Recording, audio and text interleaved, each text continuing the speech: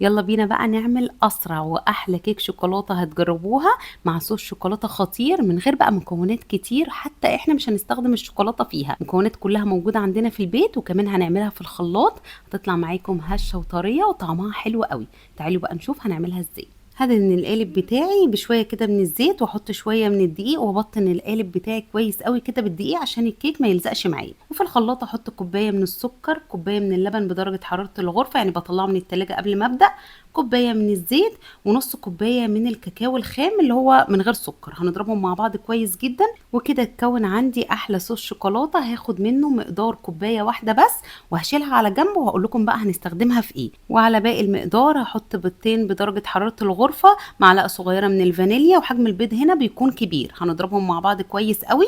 وفي بوله بحط كوبايه من الدقيق ورشه من الملح ومعلقه كبيره من البيكنج باودر. بعد ما اقلبهم مع بعض كويس هنزل بقى بالخليط اللي انا لسه عاملاه في الخلاط واقلبهم يا دوبك كده لحد ما الدقيق يختفي. مش بنقلب كتير عشان الكيكه تطلع معاكم هشه وحلوه. هصب الكيكه في القالب بتاعي واسويها كويس قوي واخبط كده القالب علشان يطلع اي هوا زياده. بكون مشغله الفرن على درجه حراره 180 من قبل ما ادخلها بربع ساعه. بتدخل على الرف الوسط بتاخد من 25 ل 30 دقيقه. ما تفتحوش عليها الفرن قبل 25 دقيقه. هجيب نص كوبايه من اللبن وادوب فيها معلقه كبيره من صوص الشوكولاته اللي انا شلته في الاول.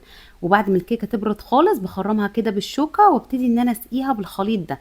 عايزه اقول لكم بتخلي الكيكه طريه قوي وحلوه جدا. طبعا الخطوه دي اختياريه، ممكن ما تعملوهاش خالص. هسيبها بقى على جنب وبعد كده بجيب باقي الصوص اللي احنا كنا شايلينه واخففه باللبن كده حبه حبه، يعني معلقه معلقه كده لحد ما اوصل للقوام اللي انتوا شايفينه ده. هنزل بقى بالصوص الخطير ده على الكيك واسويه كويس قوي واسيبها بقى ترتاح شويه في التلاجة، بتبقى احلى. بس طبعا لو انتوا مستعجلين زي قطعوها على طول زي ما انا عملت.